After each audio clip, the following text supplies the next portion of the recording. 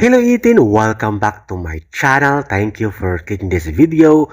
Proud na proud tayo sa ating mahalima dahil first Filipino boy band ang mag-perform sa Lollapalooza this year, ang ating nag-iisang SB19, making history.